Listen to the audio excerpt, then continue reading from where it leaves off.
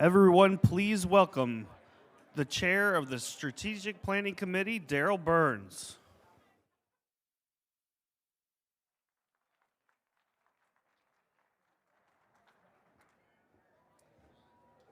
Good afternoon. I hope you all had a great time today for the governance meetings.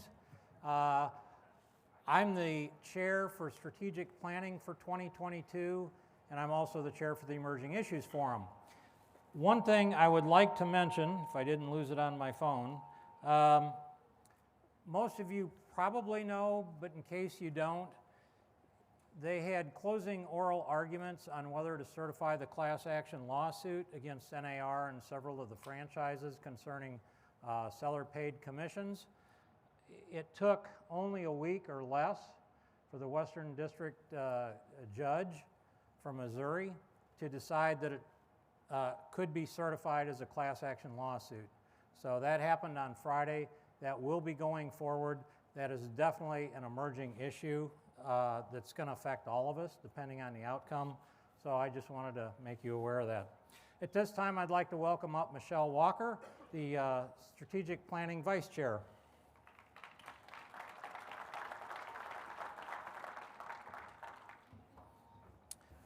Our speaker this afternoon is Mark Leswing. Mark leads T360's overall technology efforts, especially the complex technology solutions of artificial intelligence and blockchain technology. Before joining T360, Leswing served as blockchain technology officer for Domidocs and chief technical officer for NAR. Mark co-founded the Real Estate Blockchain Initiative, which aims to advance the use of standards-compliant blockchain solutions in real estate. He has worked in a senior technology role for over 3 decades and has experience in hundreds of industry projects and technology initiatives. Let's welcome Mark Leswing.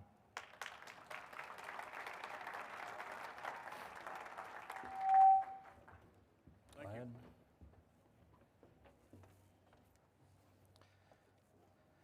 So Mark, tell us about FinTech and PropTech. What are they? Okay, well, yep, brand new words. I think a good way to start this would be to look at the bigger defining issue, which is called Web 3. Now, as we talk through these issues today, you can see a lot of jargon go out there. I try not to use a lot of jargon, but because there's a lot of jargon around it, that's a sure indication that it's a very immature thing coming out. To look back at the history before we get to FinTech and PropTech, let's look at where it came from. Web 1 were just bulletin boards. We had those a long time ago when I first started in real estate, many, many years ago. Web 2 is that interactive side where you could actually, consumer could actually put things in the website and get it back. Web 3 is the emerging one that's coming up. It's the third form of the internet. And what this has is decentralized control. Really, the control of the content is put in the hands of the content producer. So a couple things that are defining about Web 3 itself. Number one, all the public information is instantly shared and copied. Therefore, there's no centralized copies of anything. It's very kind of scary, but we'll walk through it piece at a time. The user themselves, the owner of the information, sets down the terms of use of the information. In today's environment, with centralized databases, the company that runs the centralized database enforces the terms of use. In Web 3, the content creator sets down the terms of use, which causes a lot of problems in the whole ecosystem, as we'll see in a few minutes. Now, private data will still probably be stored in centralized repositories, yet the public data will be put out there in blockchains.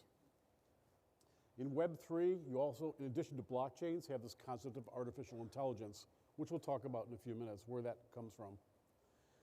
Now, because of this Web 3 concept puts a lot of strain on the current revenue models of service providers. I think we're all used to the fact that you put something into the centralized database and you have a contract to go get it. And if you want to get more, there's different kinds of contracts, but you're constantly paying for access to that data Because the service provider is actually managing it for you. In Web 3, the concept will be to move that out into control of the users. So you can imagine how dysfunctional this is all going to be as we move into it. That's why, right? Great. No, it is. It's going to be a little crazy. That's why it's probably not going to be, Darrell, something that happens in 2 years or 1 year. It's going to take some time to get used to. So how do we get there? But in order to answer the question specifically, what is PropTech versus FinTech? I think the easiest way for me to describe it is to talk about this concept of wallets, just like a wallet you have for all your everyday needs. In PropTech, the consumers themselves will have a wallet, and in that wallet will be all the information needed to allow a lender to determine whether or not it's a good risk to lend money to that person. So everything about your financial position, all your debts that are there, your credits, all that whole thing will be put into a wallet, and the wallet's controlled by the consumer. Okay, so PropTech is the processing of the loan using the information that's in a wallet supplied by a consumer. So I want to go buy this house, I provide my wallet. Not too much different than today when you're out here trying to fill out forms to apply for a loan, but you'll do it electronically through a wallet. The same wallet concept comes out in PropTech, where everything about the house, the asset itself, is also in the wallet. So things such as the structural information you would get out of a listing. You could have surfaces in there. You could have coverings, any additions you had, appliance information, anything at all about the asset. So together, the two kinds of wallets are used to make the loan. Therefore, is the person worthy? Does the asset have value? So those two things are in this blockchain concept. But the wallets are the defining point of PropTech and FinTech. Can I ask a question? Absolutely. Okay, so I'm going to go off script Yep. before I even ask the first scripted question. Can you explain for us, in layman's terms, what is blockchain? Cool. Okay, so the problem is that it's often confused and misunderstood as to what it is. So I'll try to explain it without using any of the tech terms on the thing. Okay, so I think we all understand what Excel spreadsheets and databases are, right? So I'm going to use that as the concept of a database. Basically, an Excel spreadsheet, just like a database that you would have, has rows and columns. A blockchain is not like that. So if I had perhaps my driver's license, okay? Everybody's got a driver's license. On there you have things like my name, birth date. I cover that up. This is a joke. Okay. I laughed. Yeah, I got the picture in here, but I don't have the cat with it. But okay, but all the information is pretty standardized what's on there, and therefore it's very easy to lay out one row of everything in the Excel spreadsheet of every license for the state. Very good use of a database. Now you cannot. So therefore, that's what databases are good for. Now, if you talk about your driving record, you can be stopped for this, stopped for that. It's kind of a running total. You can also keep that in a database. But a really good way to think about it, the technology that's really good for keeping those kind of events, if you can call it an event being stopped, is actually a blockchain. So it's a list of events. Therefore, if I was going to look at, don't tell the hotel. I took this out of the hotel. So, okay, so my driving record kind of looks like that. Uh-oh. And my wife's driving record looks like this. But you can start to see that events themselves hang off of things. And they can be long or short. And they're very fast to access. Therefore, blockchains are really good for looking at events of things. If I was going to look at what are the events that happen in the transaction of a house. The application went in, all the normal things you do, all the statuses, whatever, they're kind of events that can actually easily be put on a blockchain. So why is this technology better than the database technology if you can use databases to do the same thing? It's because of this advent of artificial intelligence. Artificial intelligence needs a base of training information to be able to learn from. The machines are not smart out of the box. They're actually pretty dumb. But you need a training base. And if you don't have the training base right, you don't really get the answers you want. So in training bases, you have to be able to select what to train, or else you get the wrong answers all the time. I talk about, and by the way, a good place to keep all the training information is actually in a blockchain. Therefore, if I had all the steps needed for all the transactions in a year in a county, I'd have a really good training base to then say when the next home came up, and it had a similar characteristic, also was a 2-bedroom rambler, whatever, what's the most likely outcome based upon what's happened in the past? That's how artificial intelligence works. And it can tell me with some confidence, 80% it might do this, 20% that. But blockchains are really fast at doing that kind of calculation. They're really, really bad at doing database type things. It's really tough to say to a blockchain, show me all the showing events in this county. The blockchain is going to jump around, because it's really not like that string we had before. It's really like, that's a rectangular question. So if your applications need slicing and dicing and sorting, things like this, databases. So listing information, things like that, the listings themselves, probably a good place to keep those is there. As the transaction runs, the real world experiences, a good place to keep that is in a blockchain. So it's another storage mechanism that's widely distributed. If you look at choosing the data that you would have in a blockchain, you want to make sure that if your intent someday is to use artificial intelligence, an underpinning of Web 3.0, we'll talk about that as we get through. You want to make sure the data you're putting in the blockchain is correct to get the kind of analysis you want out. For example, some of the early blockchains, one of them was done in the UK. That was done for it's a ministry, I forgot it's their health ministry. There's a special name for it. But they were looking for a system that could tell whether you had cancer or not. So they were clinical, and they're loading all the clinical information to be able to tell, with a few questions, do you have cancer or do you not have cancer? So they did all this investigation, they loaded it all up with all these observations, and they put it out there for trial. It was amazing that every single person that came through on the trial was thought to have cancer, because they forgot about one thing. What about the case where somebody didn't have cancer? So the machine they're not really that smart, so it's really not intelligence, because they never thought about that case. So the challenge in real estate in using artificial intelligence will be able to come up with all the different cases that come up. You all are professionals here, you know there's a million cases of things that can happen to a transaction, right? Mm-hmm. Okay, so think if you had to do that nationwide, industry-wide, and have all these what-ifs in there, or else the machine wouldn't be able to handle it. That's the challenge we have. Can the blockchain hold it? Absolutely, because it's like the telephone cord. It's just like things that come off.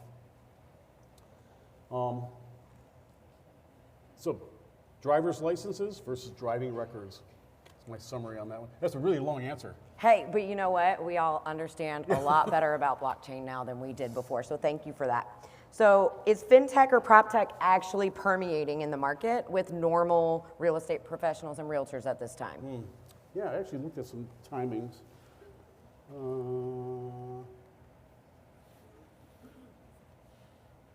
Okay, so I kind of looked at the different things we might be talking about today, and we can come back to this slide later and kind of put out some time frames on things.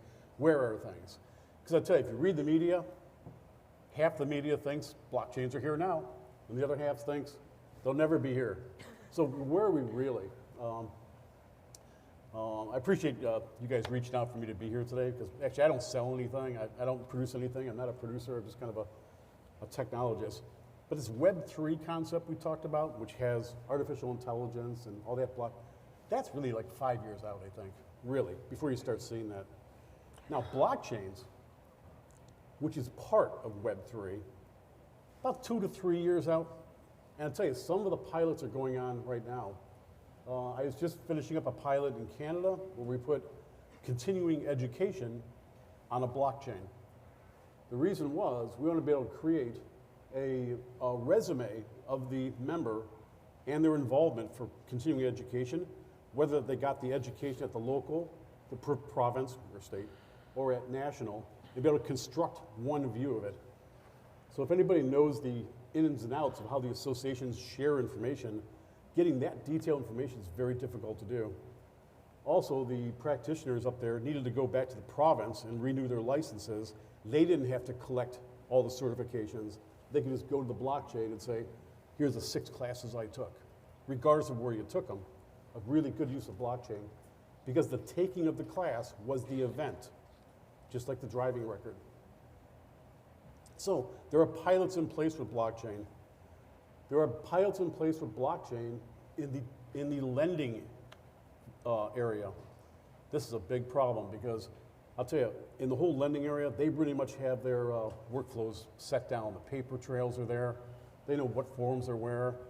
To introduce a different kind of workflow, very tough. But what they're running is this concept, and pay attention to this word as it comes out, it's called twinning, where they're running side by side, saying we're going to run the old way we do it now, but we're going to keep track of everything in a blockchain to see if it helps us finance the, underwrite the stuff faster. You're trying to cut that part of the transaction. So those are all in pilot mode. They're using blockchain technology, but it's not publicly accessible yet, so it's not quite where they're Web3, but they're experimenting with it inside. Artificial intelligence, I still think you're a couple years out because we haven't figured out what all the events are yet. Sometimes we can't even figure out what the fields in the listing should be, and they change by city. You know, so are we ready yet to go industry-wide into artificial intelligence and say, what are all the possible outcomes?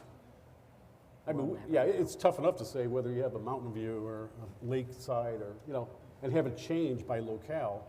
So we have some things to do industry-wide to be able to get to that point. NFTs, we haven't talked about it yet. Kind of going on. I've got some good stuff to talk about there. And of course, standard stuff. But coming yet, massive challenges. NAR is invested in NOC. Can you tell us what NOC is? And what do you make of this? Do you think this represents NAR's entry into FinTech? Or do you think it's just an asset investment for NAR? Or is it an attempt to make power buying available to NAR members? From what I know, and I'm not on the inside of NAR, everything done through their investment group, Second Century Ventures, is intended to be an investment. It's an investment in the technologies that will be coming forward. I don't think it's an entree into anything. I think it's purely a financial move. If it would take off, it'll make a lot of money for the realtors. If it doesn't, they tried to innovate there. But I don't think it's actually trying to change the business model. I think it's basically just an investment, from what I know. So what is NOC? Sorry, going off script again. Well, NOC is a company designed to provide power buying. And of course, power buying, as most of you know, is it makes a buyer able to present a cash offer because the power buying company is actually backing the purchase. Outstanding, thanks. So what are some of the pitfalls of FinTech and PropTech? Okay, well, the pitfalls. Okay, FinTech and PropTech, first of all, because they're wallet-based. Remember, we have the wallet concept, wallet for the house, wallet for the person. And the consumer owns those wallets.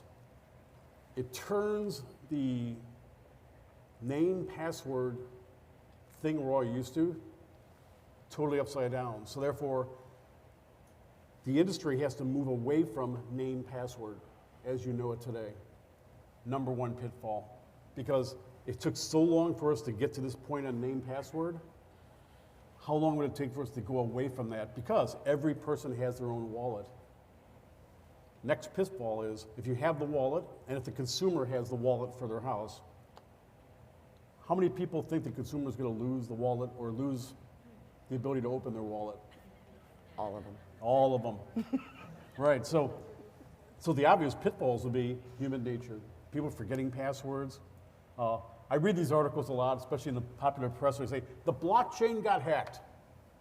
Well, typically, The money was lost because they forgot their passwords. They can't get into it anymore. It's really not, they didn't lose it. It wasn't stolen. It's actually out there somewhere. They just can't access it anymore. So human error.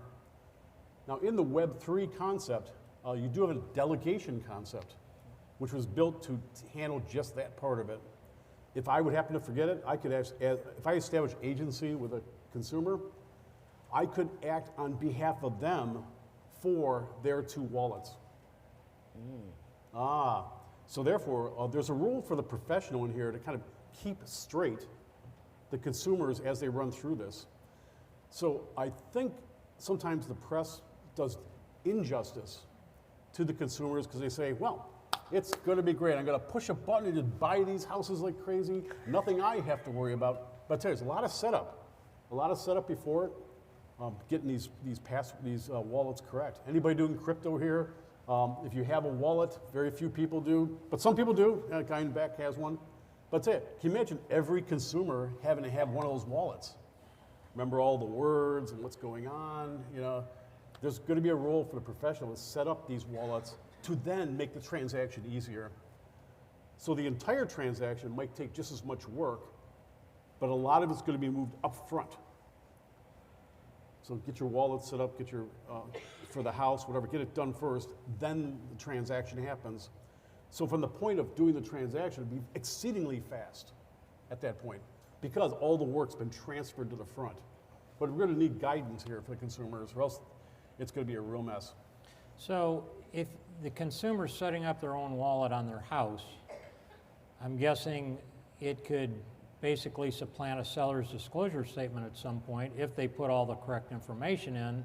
Then how do we know that, you know, if you've got this model refrigerator, this model oven, they change it, they may not update it, or they may put in inaccurate information. And then that stays there, I guess, for the entire time. Right, so who's going to actually stand behind the validity of this information? I still think there's a role for a broker in here because somebody's got to take that risk, I think. Okay. So somebody's got to look through these wallets and say, hey, is everything okay here before we go ahead and do this or not? You know, what is going on here? This is the wrong model, and this is 10 years old. It's not a brand new water, you know, all those kind of things. But checking through, knowing how to go through the wallets, ensuring the information's right, unless, you know, the process changes to make the homeowner responsible for that. I don't know if that's going to happen, though. I don't know how that would work. I think our systems these days in the business needs this other party who's responsible for the validity of the information, and I think that will stand. So there'll be tons of information out here. Now on the other side, there's going to be so much information in there. Or something's going to be in there that you wouldn't want to get out, but you're going to have to stand behind it if it's in these wallets. So how do you think this is going to affect the title industry? Okay, that's a great question because people say, well, if you got a blockchain, why do we need it? It's the end of title. I laugh at that because it's about the same as when people say X is the end of realtors. But okay, so let's talk about is it the end of title? I think I started off with contrasting my driver's licenses to driving record, and I said that blockchains are a really bad database. They're exceedingly slow to add information. You know, if you have a transaction, even in a Bitcoin transaction, it can take 20 to 25 minutes to actually execute, even though you're only moving one Bitcoin or a part of a Bitcoin. Therefore, they're exceedingly slow. In fact, sometimes I laugh. People talk about electric cars, and I do a lot of driving between Chicago and Colorado. So, you know, right now I gas up and I just go. But if I had to stop every 200 miles, and then take 40 minutes to charge the car, and then take another 20 minutes to pay for it. This is going to get a real hard. So therefore, the transaction are running in the blockchain very, very slow, but they are very slow. I'm sorry, what was the question? Is that terrible? Is that terrible? No. That's really terrible. You started answering the question. I got off on my story. It's all good. So how do you think it will impact title companies? Oh, title. Okay. First of all, it's exceedingly slow. It's really, because a blockchain, when you add information into it, it makes several thousand copies immediately. Very good at copying, very good at keeping those in sync. As opposed, okay, I'm going to tangent. In today's world, if I make a copy and I perhaps take my listings and copy them into a third-party projection like Zillow or whatever, there's a process for doing that, and they get out of sync, whatever. In blockchain, one good thing about it, and I know this for sure, the copies are perfect, but you make 1,000 of them. So if I take these huge title plants with all the information about one house times 20 million and try to move that into a blockchain, it itself is going to make several thousand copies of that. So so blockchains are a really bad database, and you got to be very careful what you put into them. Therefore, do I think it's the end of title? No way, because it's not practical. You bring the internet to its knees if we make thousands of copies of all the title plants that are out here in the country. Now, is some of the public information just the information you need to know to execute the transaction? Yes, this is clean. Well, that's easy. That's just like, yes, no, it's a single bit. That I can make 1,000 copies of. Making 1,000 copies of all the deeds back to 1820, not practical. On all the scans of PDFs and these kind of things, I don't think it's a good use, and I think that is what's going to keep the title plant in the business. Therefore, they can transition from where they are today, a lot of that's private information, and use the blockchain to transmit the findings that they had, yes or no. So therefore, it's a mixed bag is the way I see it. That's the only practical way, and I think most of the CEOs of the title company would probably agree with me on that. Otherwise, it wouldn't make sense. Just move everything there, unless you're in a utopian world. Okay, so we've talked about blockchain. The genesis of blockchain technology was to facilitate cryptocurrency transactions. Blockchain is necessary in transacting NFTs, or non-fungible tokens. Proppy and others are dabbling in intertwining NFTs. So I'd like you, intertwining NFTs in real estate. So I'd like you to comment about that, but I would like to say that blockchain proponents insist that instant transactions, conducting business 24 hours a day, no fees, no bank account needed, and equal access at all income levels are just some of the reasons that blockchain will be used in real estate transactions as we progress forward. Yeah, a lot of those, I think they're sometimes proposed out here by people who don't really know about,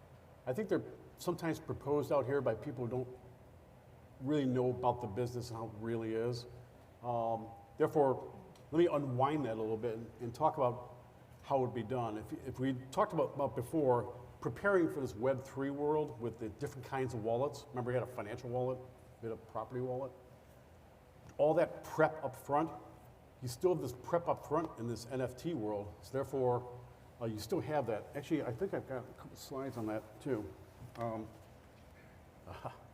Clicker.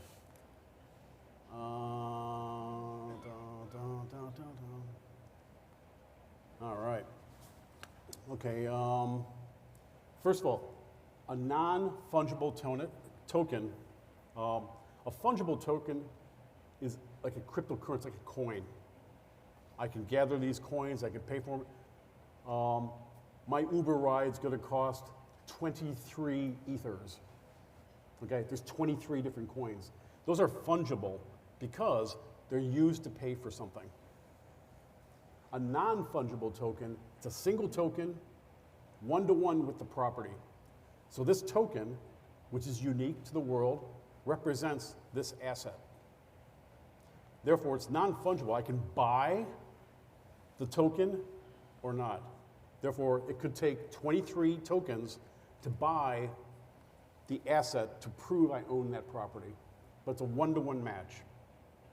So if you had one house, you have one NFT. If I had 5 houses, I have 5 NFTs. That's different than what I pay for it. Okay, so the payment of what it takes is different.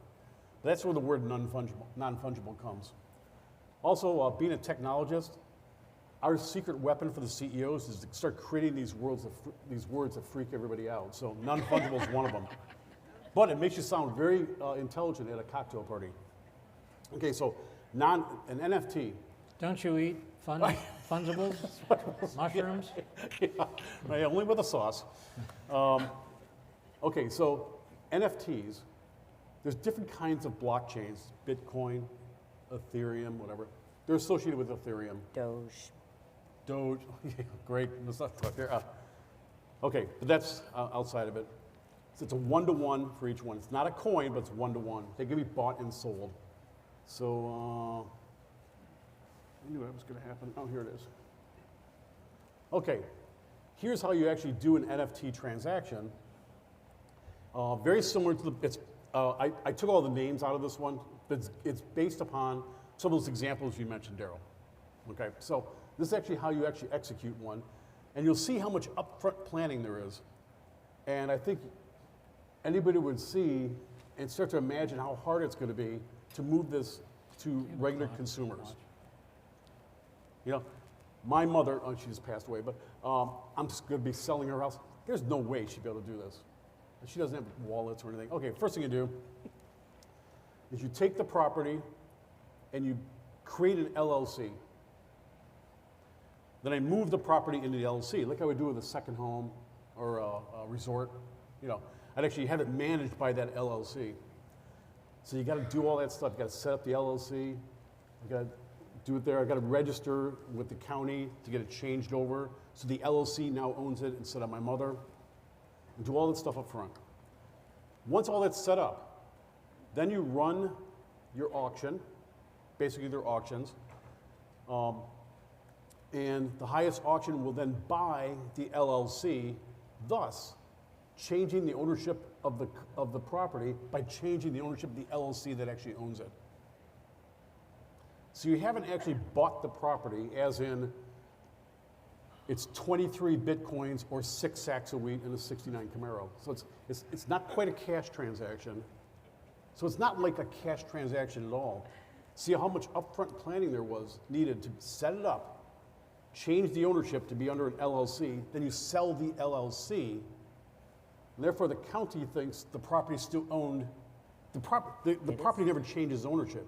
Therefore, it appears to be instantaneous. But you can imagine all that planning up front, and then try to explain that to consumers. Like, oh, we should do this as an NFT auction. What do we have to do? Well, it'll take about 45 to 60 days, and I know these lawyers, and we get it all set up, and we set up these LLCs, but when it happens, it's going to be instantaneous. In the press, it looks like, boy, it was instantaneous. But I'll tell you, there's a lot that gets set up ahead of time. But it's not an unusual process to move properties this way. As you all know, especially in your second homes and in your resorts, to do these LLC things. What you're really doing is selling the LLC that owns the property itself. So I just have to say, they're probably laughing because you probably saw the expression on my face when the light bulb went off, and I got what you were saying. So I appreciate that, because I've really been wondering what some of these things, what do these things mean? Yeah, did that help at all, or? Yeah, see, if you explain it that way to the professionals, they go, oh, yeah, okay, we got it now.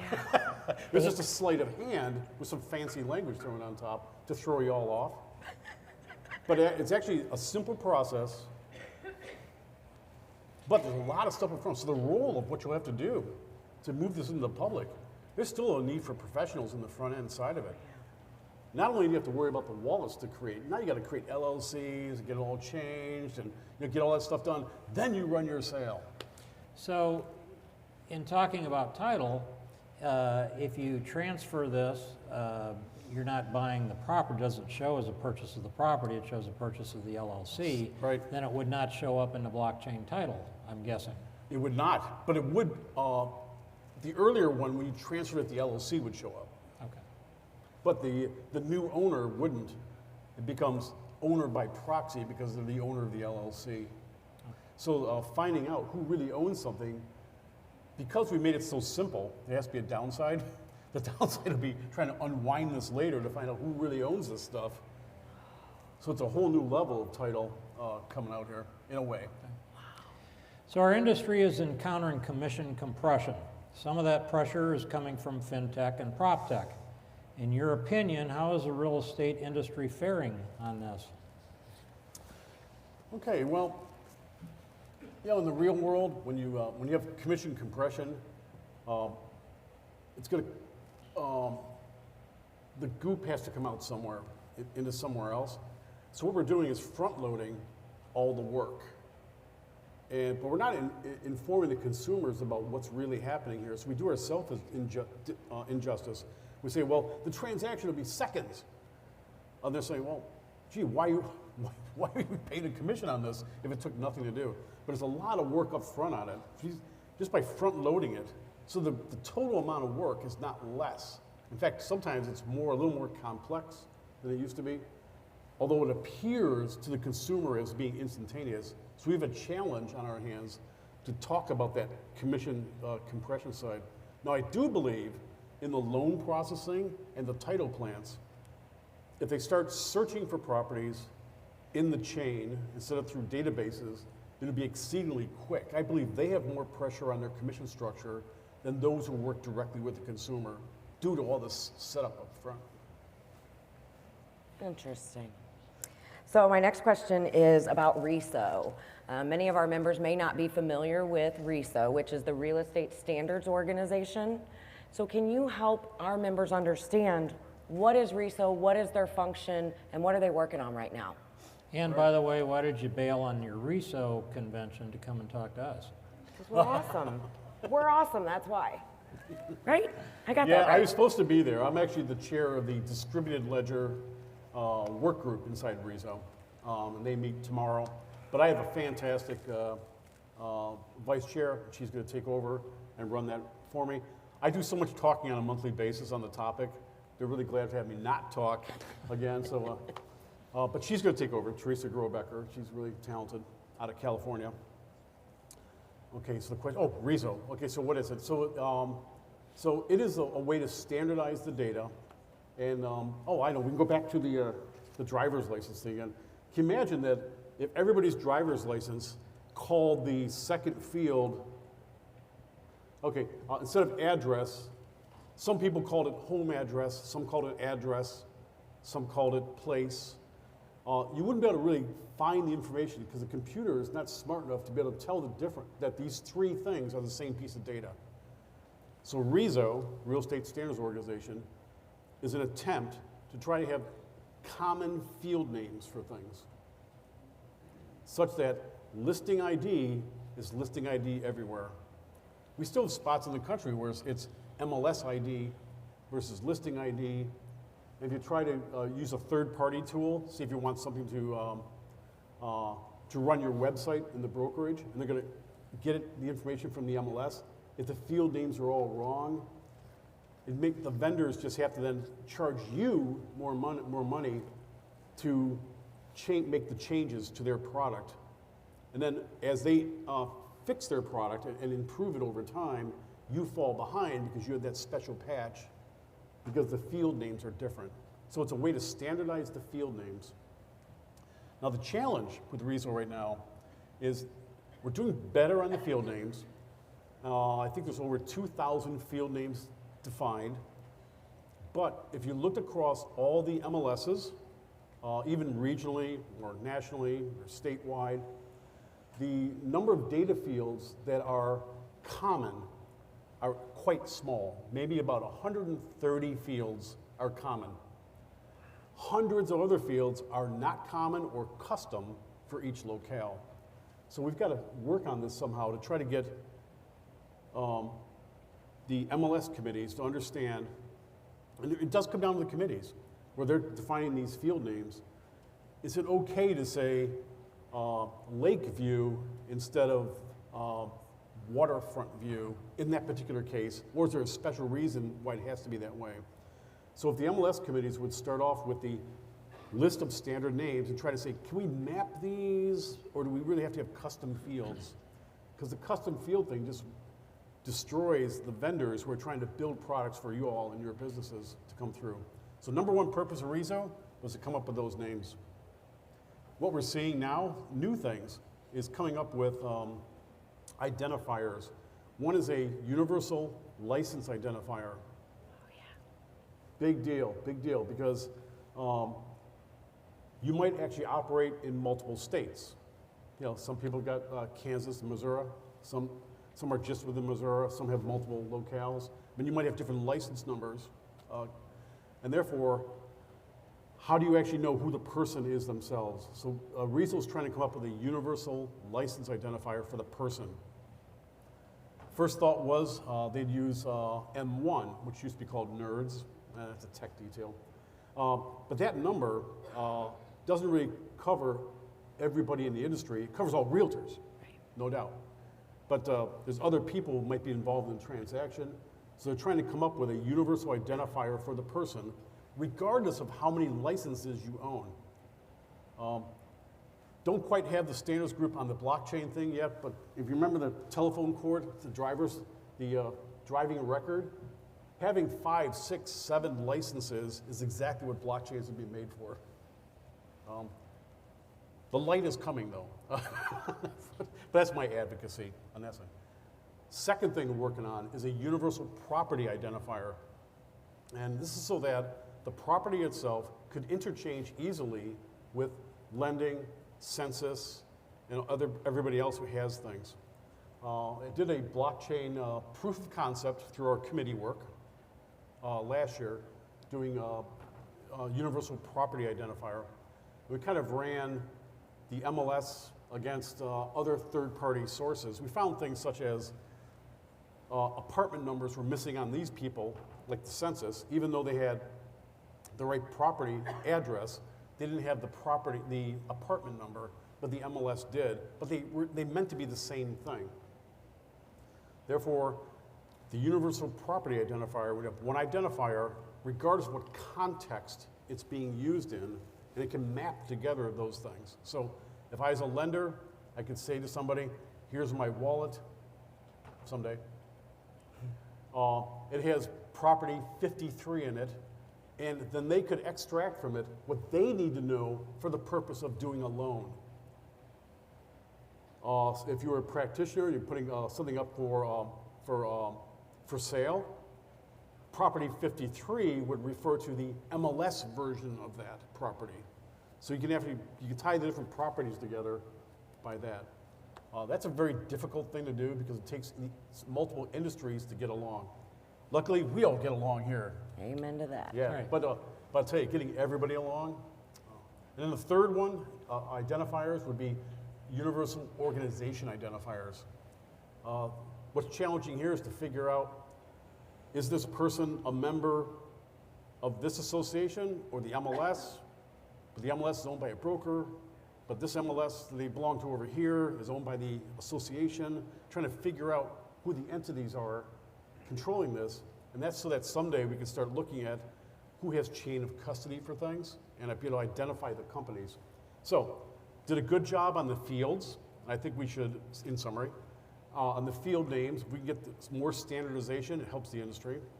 And Riesel's moving into universal identifiers for licensure, property, and organizations. Okay. Almost lost that last one, boy. I was struggling for the third one. What can you tell us about the app world? I know you said it kind of changed during the pandemic. Yeah, the app world, I'll tell you. Yeah, very exciting. The whole concept of app and mobile. I think when it first came out, people got pretty excited that you could have access right in your mobile. It really fit the lifestyle. I'll tell you, for people out here practicing. I mean, how many people are on your phone all day long? Check it real quickly. But what's amazing is that in the real estate world, we don't do a lot of what's called push. So I think what has to happen, what I'd like to see happen, is more push going on with the phones. Yes, you've got text and email, which are forms of push, but the push is not really coming in real estate yet to the applications themselves. Yes, I can refresh them and do queries and things like that. So I think what happened to apps was they got down into the fact that the companies tried to build apps that were mini versions of desktops. They got very complex, you could do a lot with them, but in reality, only about 6 or 7% was even functional that people used every day. So during the pandemic, that whole focus on people and how they really use the phones started to shed some stuff. You see some of the newer applications, they seem to be simpler, but they're faster than they used to be. Doing expense reports and things like this, very quick, pop, pop, pop. I can use the pictures on things. So more full-faced. And that's because the original, when they started making them really complex, they were taking websites and scrunching them down into the phone using the same technology versus what's called native apps, which are built for the phone. They actually use the directional things and things like this. They take a little more to do. And I think that the CEOs were worried about investing. Do I go with the Microsoft phone? Do I go with the Android phone? Do I go with the Apple phone? And there were so many competing elements there. I think they're worried about one app. All of a sudden, do I have 3 projects? And you get to deal with 3 guys like me telling them it's not working. And they can just make it a website instead. But now with basically it's Microsoft, it's Apple versus Android. So therefore it's a little simpler and some of the interchange is better. So I think they're getting better and more tuned to what you do when you walk around. So you talked about artificial intelligence just a little bit. What are some of the things, the tasks that we do that you think eventually artificial intelligence may be able to assist us? Yeah, okay, so artificial intelligence. First of all, it is very not like, I'll do an old reference here. Anybody remember Get Smart? And actually the thing would come out and you'd rip it off and you'd read the answer. Or Batman in the Batcave, the answer would come out. Artificial intelligence doesn't really give you answers. It doesn't at all. What it'll give you is 2 or 3, usually rule 3s. By the way, do you know why it's rule 3s? It's because it's the basis of Western humor. 3 people go into a bar. First guy says, okay. So AI generally comes up with 3. It's true.